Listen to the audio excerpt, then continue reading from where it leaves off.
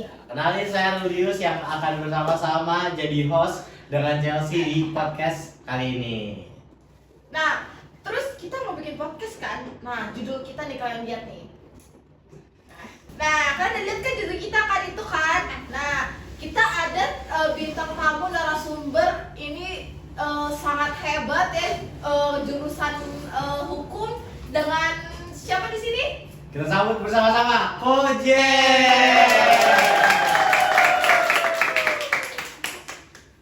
Oke, halo gimana kabarnya? Puji Tuhan, baik. Puji Tuhan, baik. Senang banget Koko bisa meluangkan waktu untuk bisa podcast hari ini. Ya, kita mengucapkan ini juga makasih buat Koko yang udah bersedia meluangkan waktu di podcast hari ini. Thank you juga kesempatannya. Oke. Jadi Ada kesulitan gak sih Koko kesini gitu? Sebenarnya kalau kesini sih nggak ada kesulitan ya, karena puji Tuhan kantor juga deket dari sini, tempat tinggal juga di daerah sini juga, jadi ya sekitar 15 menit lah tadi perjalanan sih, jadi nggak terlalu jauh dan nggak kesulitan sih. Oh gitu. Kalau boleh tahu, Koko udah kuliah atau udah lulus nih? Oh, jadi sekarang udah kerja di salah satu kantor notaris di Gading Serpong. Udah lulus S1 dari UPH juga, S2-nya juga di UPH juga. Wow, keren banget ya guys ya. Nah, Ruli, kamu mau bahas apa Ruli hari ini? kita mau bahas tentang pengaruh digitalisasi terhadap cinta tanah air pada generasi muda. Dan kita emang sengaja mengundang Koko karena Koko juga kan belajar tentang hukum juga, lalu Koko juga pasti sebagai generasi muda yang pasti menggunakan sosial media sehari-hari gitu. Jadi ya kita langsung mulai aja pertanyaannya.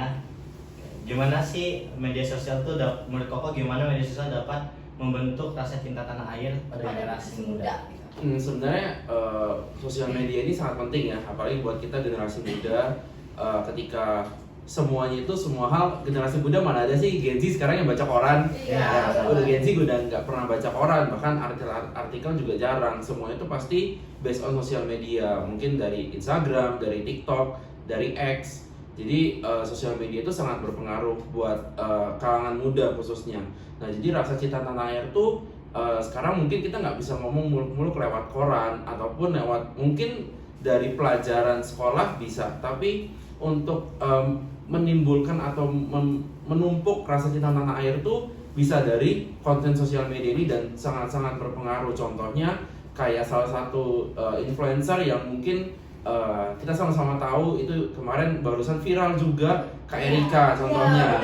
Kak Erika contohnya dia buat gambar lukisan mulai dari pesawat dibentuk gitu sampai akhirnya pesawat asli, dan juga ada beberapa konten kreator yang kayak akhirnya mengkasih tahu nih atau mengedukasi atau bahkan memberikan informasi hal-hal yang ternyata other side of Indonesia. Jadi yang kita sebenarnya belum pernah tahu, tapi akhirnya tahu nih ternyata Kak Erika pun sampai kemarin pernah ke salah satu goa yang ternyata itu lukisan pertama di Indonesia yang diukir di dalam suatu goa gitu. Jadi dengan konten kreator yang kayak gitu, influencer seperti itu, mereka membuat konten seperti itu, akhirnya kita sebagai masyarakat dan juga penikmat konten lah ya bahasanya, kita juga akhirnya teredukasi dan kita juga jadinya tahu, oh ternyata Indonesia tuh punya bermacam-macam budaya yang ternyata kita masih bisa explore lebih jauh loh gitu.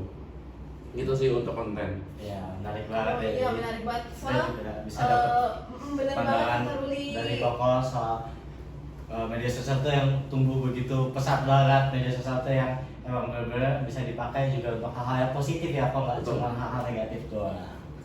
Nah, aku mau nanya nih kok, apa sih konten positif tentang pengaruh budaya, sosial pada generasi muda gitu? Sebenarnya kalau ditanya apa, pasti kan banyak banget konten positif ya. Maksudnya ya, tapi nggak bisa mungkirin bahwa konten negatif pun juga ada. Salah satu contohnya kemarin pada saat demo itu kan banyak banget konten yang bertebaran gitu kan. Jadi kita juga kita yang nggak turun langsung di lapangan, kita nggak tahu mana yang benar mana yang salah gitu. Jadi kita semuanya based on konten, dan maksudnya nggak semua konten itu ternyata valid, dan juga nggak semua konten tuh bisa kita percaya. Nah itu perlunya sebenarnya part kita sebagai generasi muda untuk bisa memfilter sebuah konten, karena mungkin di generasi kita cukup bisa untuk memfilter dan membedakan mana yang hoax, mana yang tidak. Tapi belum tentu di kalangan orang tua kita, belum tentu di kalangan beberapa tahun di atas kita. Iya. Itu yang mungkin cukup sulit untuk menyeleksi konten yang bisa mereka terima. Dan contohnya kayak kemarin, akhirnya pada saat demo kan banyak banget yang termakan isu, termakan hoax Iya, ini dan itu hoax jadinya banget. malah kita malah adanya perpecahan ini dan itu, jadinya cukup sangat berpengaruh sih untuk konten-konten yang positif dan negatif. Dan itu hal yang nggak bisa kita kontrol karena kan sosial media ini ya ada platform-platformnya dan kita nggak bisa kontrol itu. Tapi kita sebagai generasi muda kita punya peran loh untuk membuat konten. Jadi semakin banyak konten yang dibuat oleh generasi muda terkait untuk cinta Indonesia, cinta tanah air, itu sangat berpengaruh untuk berpengaruh ke masyarakat Indonesia khususnya, gitu sih. Menurut Koko nih, kalau kita bahas masih tentang hoax nih, menurut Koko tuh sejauh mana sih hoax itu bisa melemahkan melemahkan generasi muda gitu loh? Hoax sih cukup banyak ya maksudnya, tapi untuk generasi muda yang sekarang saya lihat dan perhatikan adalah generasi muda sekarang tuh beda dengan generasi muda yang zaman dulu. Generasi muda zaman sekarang tuh cukup pintar bahkan untuk membedakan mana hoax, mana enggak, apalagi sekarang udah teknologi zamannya AI yang asli dengan yang AI itu bahkan sulit untuk dibedakan. Tapi anak-anak muda zaman sekarang tuh udah tahu, lihat sekilas, oh ini AI, oh ini bukan. Jadi untuk membedakan mana hoax mana enggak, untuk generasi muda saya nggak khawatir sih mengenai generasi muda. Saya cukup khawatir sebenarnya bagaimana generasi muda ini bisa membantu untuk mengedukasi orang-orang yang lebih tua, karena orang lebih tua yang cukup sulit untuk membedakan mana yang hoax mana yang benar gitu. Nah tadi kalau Koko bilang mungkin anak muda sekarang itu bisa tahu mana AI mana enggak ya kan, tapi mungkin beberapa anak muda juga kadang ada yang kayak mungkin kayak gimana ya kok, dia nggak bisa bedain gitu loh kok. Kalau Koko bilang ada anak muda yang bisa bedain, ternyata ada juga yang enggak. Nah itu menurut Koko gimana?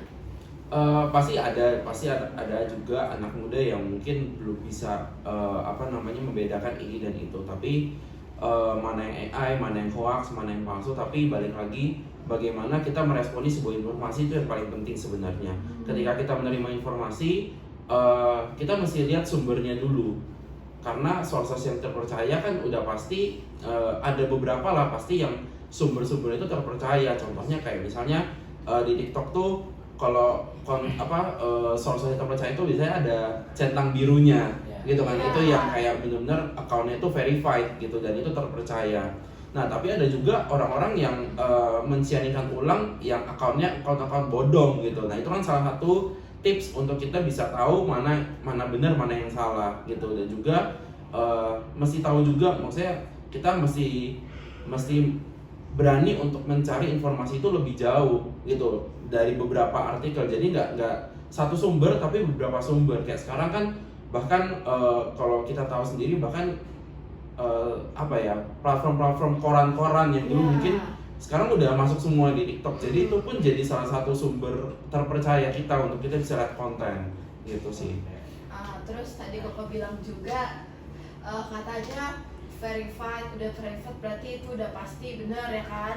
Tapi kalau masuk ke zaman kita itu, kalau menurut saya lihat verified itu kadang bisa diperjualbelikan. Jadi kayak dari pihak mungkin Instagram kita bisa beli verifiednya, jadi sama kayak orang yang verified itu. Balik lagi sih, untuk yang verified kan juga pasti nggak menjamin lah ya 100% bahwa itu terpercaya. Tapi kita mesti tahu akun-akun yang emang kita bisa percaya gitu. Contohnya ya kayak akun-akun kayak berita, itu berita kan udah pasti terpercaya gitu. Dan juga influencer yang emang punya informasi itu dan membagikannya dengan jelas dan dengan terpercaya juga. Jadi pentingnya sih untuk mencari informasi itu nggak hanya dari satu sumber tapi beberapa sumber yang emang terpercaya gitu.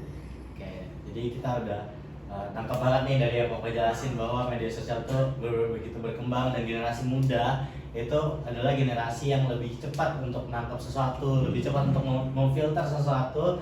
Nah kita juga lebih ya, cerdas lah dari generasi yang ideal nih ya. Dari generasi yang lebih tua, sehingga generasi muda juga harus menularkan informasi itu dan rasa cinta tanah air itu kepada yang lebih tua dengan informasi-informasi yang lebih valid dan terbaru gitu.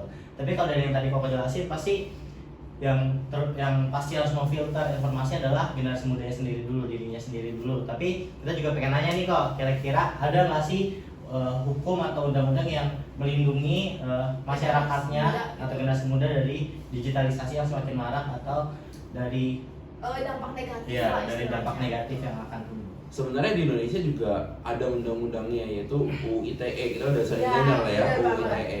Nah, di UU ITE itu juga ada mengatur bahwa kalau semisal kita men-share informasi yang tujuannya adalah untuk memecah belahkan, itu ada hukumannya adalah bisa dipenjara gitu. Nah, tapi balik lagi, apakah dari setiap kita atau setiap orang yang menerima informasi yang pemecah belah dan lain sebagainya, apakah kita punya inisiatif untuk kita itu bisa melaporkan itu. Nah, itu hal itu yang cukup minim di Indonesia dan juga untuk penegakan hukumnya. Nah, itu sebenarnya yang masih perlu untuk ditimbun juga dan dilakukan oleh anak-anak muda ketika mendapatkan sebuah informasi yang ternyata untuk mempercah belah, ya, hoax ini dan itu, apakah ada inisiatif untuk melaporkan mungkin berita, mungkin informasi itu. Karena sebenarnya di UU ITE udah cukup gitu, di Undang-Undang Indonesia UU ITE itu udah cukup melindungi sebenarnya, tapi untuk penegakan hukumnya emang masih cukup kurang untuk di Indonesia tentang penyebaran hoax ini dan itu. Karena nggak bisa dimungkirin hoax tuh bahkan dari WA grup aja udah sangat banyak banget, nge-share ini, nge-share itu, bukan hanya konten, bahkan ya by chat juga banyak banget gitu. Jadi ya itu sih pentingnya untuk melaporkan itu, karena ya kalau tidak ada pelaporan juga mungkin kan polisi tidak 24 jam juga untuk ngecek ini dan itu gitu sih. Berarti Keren banget ya. ya, Oh keren iya. banget, betul. Jadi emang benar informasi yang kita dapat, dan kalau misalnya kita terjadi sesuatu atau apa ya, kita juga harus peka sebagai warga negara untuk bisa melaporkan. Jadi nggak hanya diem aja, karena polisi nggak 24 jam juga mungkin buat ngawasin itu terus-terusan gitu, karena hoax tuh nyebarnya cepat banget ya. Kok kita juga mau nanya nih, mungkin dari pengalaman pribadi Koko, pernah nggak sih Koko terkena hoax sebagai generasi muda Iya, yang tadi Koko bener udah banget. bilang bahwa ya harus cross check, harus lihat juga sumber-sumbernya. Koko pernah nggak sih kena suatu informasi yang hoax atau berita bohong? Pernah, barusan yang kemarin tentang demo gitu ya. Waduh, Tentang apa tuh, demo. Kok? Jadi dapat chat lah di grup klaster perumahan bahwa akan ada demo nih besok di daerah Gading Serpong. Itu kayak kumpulan mahasiswa ini, dan itu ada chatnya, informasinya, dan untuk ngecek itu kan cukup sulit ya, karena itu kayak surat internalnya mereka. Jadi untuk memvalidasi informasi ini dan itu kan cukup susah.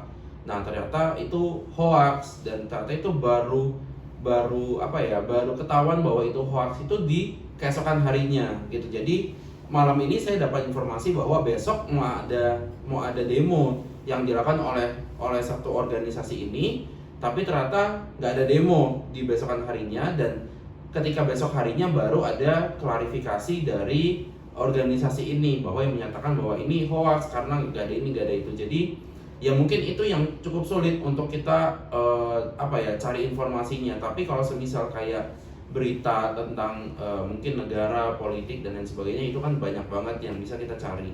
Nah, cuman untuk yang kayak internal ini loh yang kita cukup susah. Jadi ya itu banyak banget sih, maksudnya kemakan hoax ini dan itu gitu. Jadi ya walaupun generasi muda, tapi juga ada celah yang kita nggak bisa untuk cari informasi itu secara detail gitu sih. Ya, Iya bener sih, banget. bener banget Sering sih, banget Kok. sih kayak gitu. Kadang sih. aku juga rasa kesel kalau misalnya tuh ada berita-berita hoax kayak gak jelas banget gitu. Iya, Ada berita hoax saya sih betul, betul. jadi aku juga jadi makin deg-degan kalau misalnya beneran Ya, gitu bener. kan, was-was kita ya Ya, kan? was-was banget. Iya.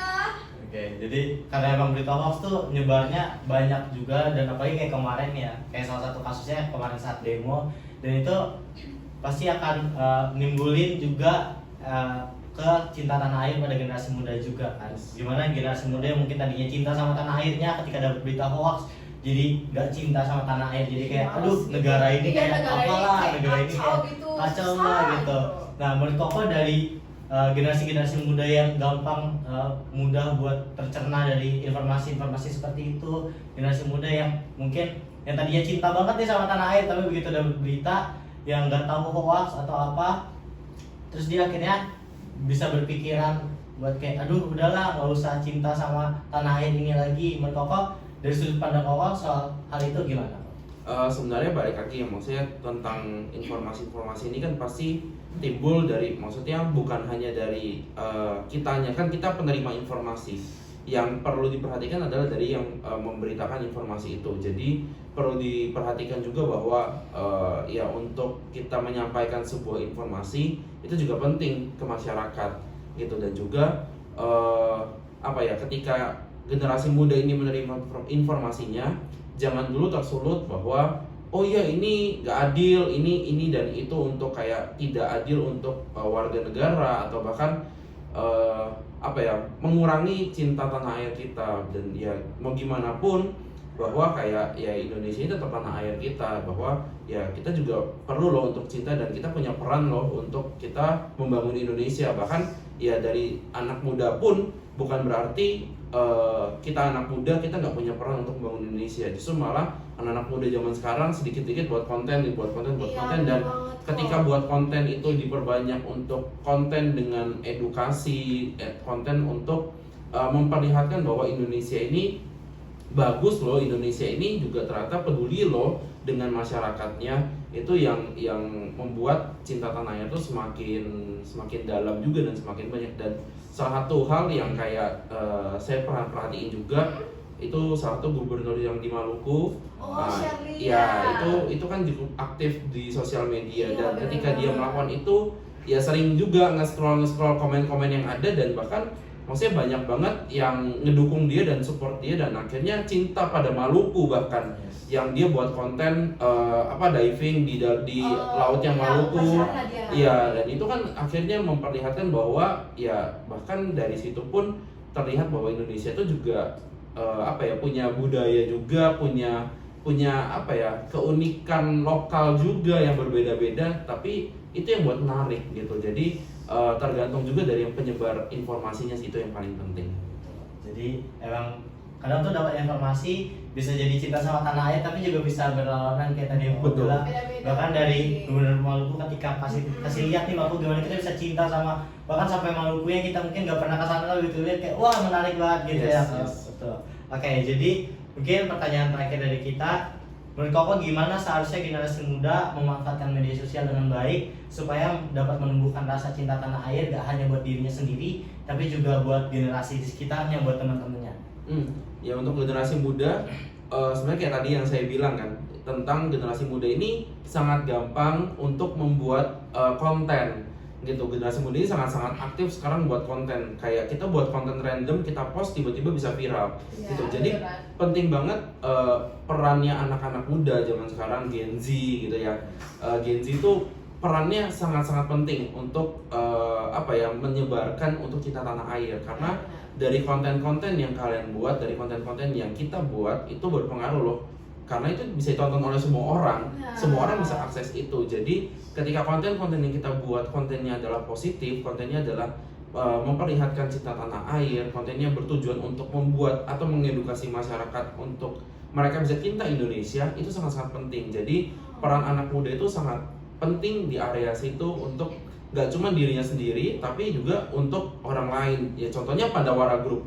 Pandawara Group dia sekumpulan anak-anak muda yang kalau dari historinya anak-anak muda yang nggak jelas gitu ya, yang nggak punya backgroundnya, yang edukasinya bahkan kurang gitu. Tapi ketika mereka cinta dengan Indonesia, mereka cinta lingkungan sekitarnya mereka buat konten, end up sekarang mereka sangat-sangat impact-nya gede banget gitu. Impact-nya gede banget untuk masyarakat, untuk peduli loh sama lingkungan, gak buang sampah di sungai, gak buang sampah sembarangan. Jadi ya kita contoh banyak banget udah panutan lah ya, influencer yang kita bisa jadikan contoh untuk kita itu jangan takut untuk buat konten untuk cinta tanah air. Karena banyak banget yang contohnya itu Pandawara, dengan dia membersihkan sampah dan lain sebagainya, dia sekarang terkenal, dia sekarang dilihat orang, dia sekarang juga impact-nya gede, bahkan dia udah impact-nya ke dunia gitu. Dia ikut ini dan itu, jadi gitu sih. Tapi Pandawara dia peduli, tapi masih aja masyarakat yang udah dibersihin sama Pandawara masih juga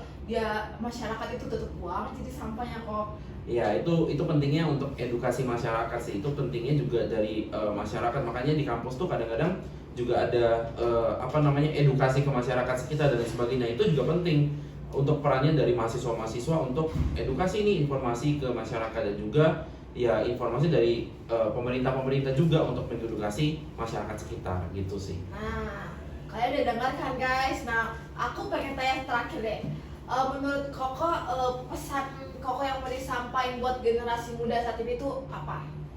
Untuk generasi muda saat ini intinya adalah jangan takut untuk kita itu membuat suatu karya melalui media sosial yang ada, karena sekarang ini untuk membuat konten itu banyak banget platformnya dan sangat-sangat mudah, dan generasi muda zaman sekarang ini sangat-sangat kreatif, edit video ini dan itu, jadi jangan takut untuk melangkah membuat konten, dan jangan lupa ketika konten yang kalian buat itu tujuannya adalah positif gitu, karena konten-konten kalian itu bisa diakses dan dilihat oleh semua orang, dan ketika konten itu tujuannya adalah positif, pasti itu akan berdampak positif bagi orang-orang yang nonton gitu. Nah, jadi guys, kalian harus bijak gunain sosial media. Yes, betul. Terus kalian harus menebarkan semangat cinta tanah air. Ingat kita generasi muda itu perlu banget kayak gitu ya Rul Ya ya. betul, kayak yang tadi kok banyak bilang bahwa contohnya tuh banyak banget di media sosial tuh nggak hanya yang jelek aja, tapi banyak influencer juga yang memberikan Iya, hal yang bener positif banget. yang bikin kita tuh jadi cinta sama tanah air, kayak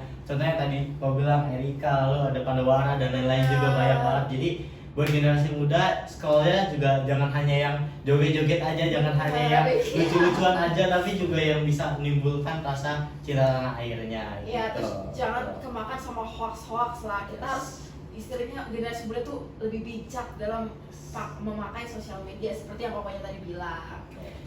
Oke, karena kita sudah ngobrol panjang juga sama Ko James, jadi kita mau ngucapin Makasih makasih Ko banyak, Ko. James. Oke, jadi mungkin segini aja podcast.